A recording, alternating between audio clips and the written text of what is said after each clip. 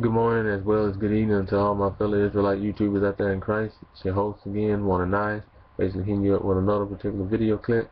You all need to know that in spirit and truth, I'd like to give shout out to not only my fellow Israelite Professor Griff, but also YouTuber that go by the name Yawanathan, spelled YAWANNATHUN.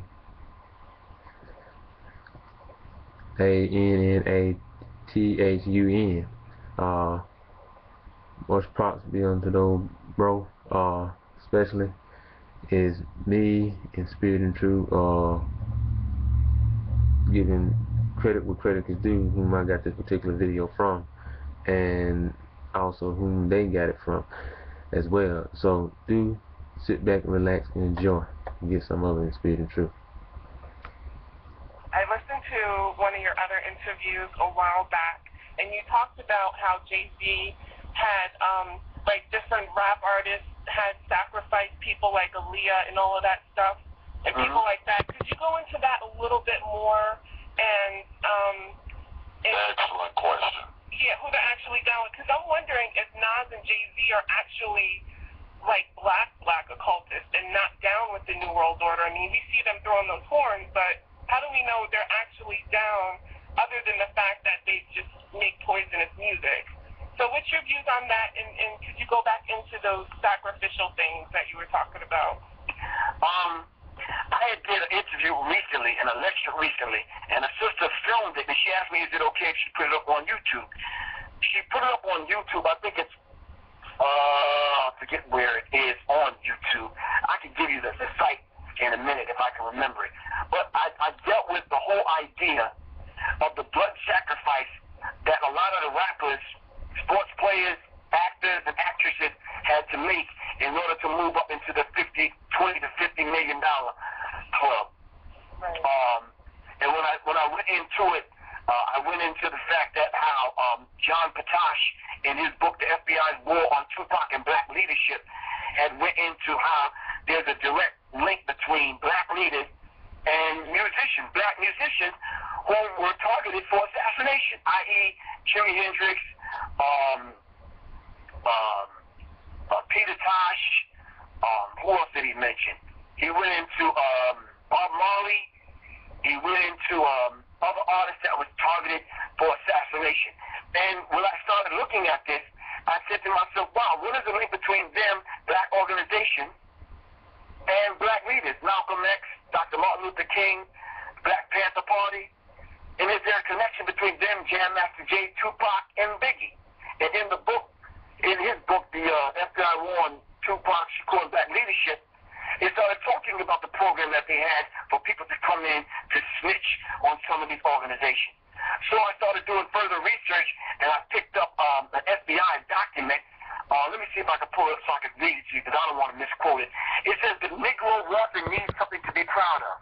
The Negro youth and moderate must be made to understand that if they succumb to revolutionary teachings, they will be dead revolutionaries. Now, I didn't write that. This is an FBI document that I got my hands on. And in the book, Behold the Pale Horse, written by a white man by the name of William Cooper. Yeah. He wrote a book called Behold the Pale Horse. But in order to be up in that $20 million club, getting to the Jay-Z thing, Tupac and Biggie had to be taken out of here in order for Ja Rule, DMX, and Jay-Z to step up in the place that they're in right now. You know, I'm sorry. No, go on.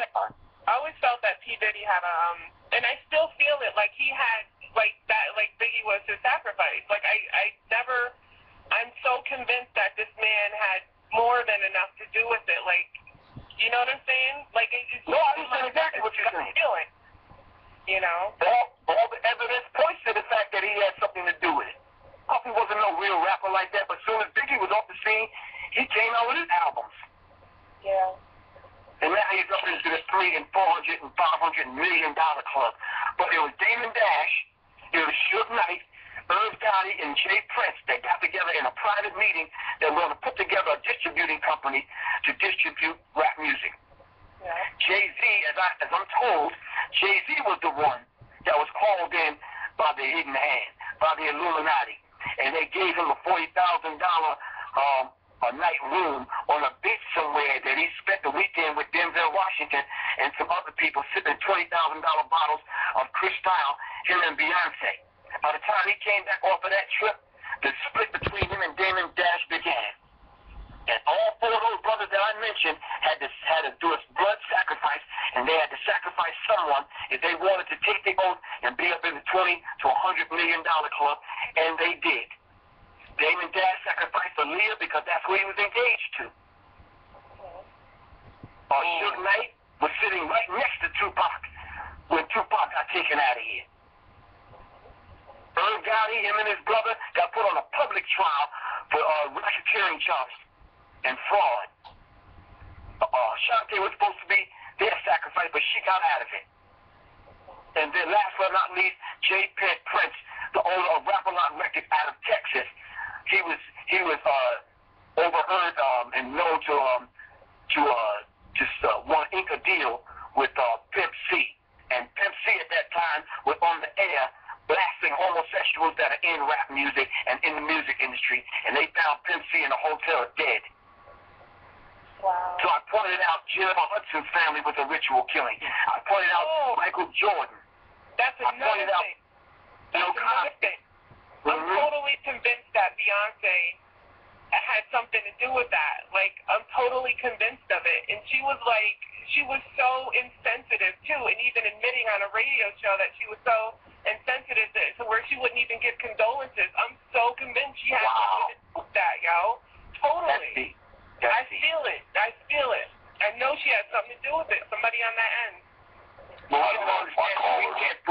We can't put anything past these people. You see Kanye West, his initiation into the Illuminati. He wrote the song, or did the music for the song for Jay-Z, Lucifer, Son of the Morning. That was his initiation into the Illuminati.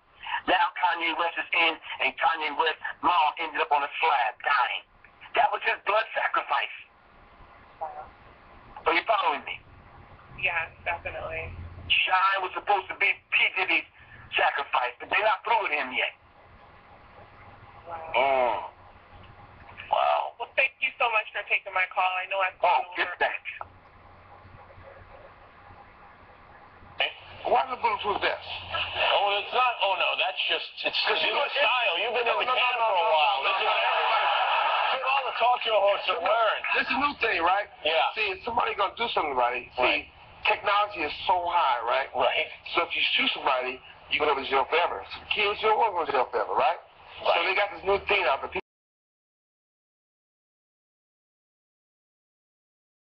sell them all the time. They got this stuff they call, they get blood from somebody with AIDS. You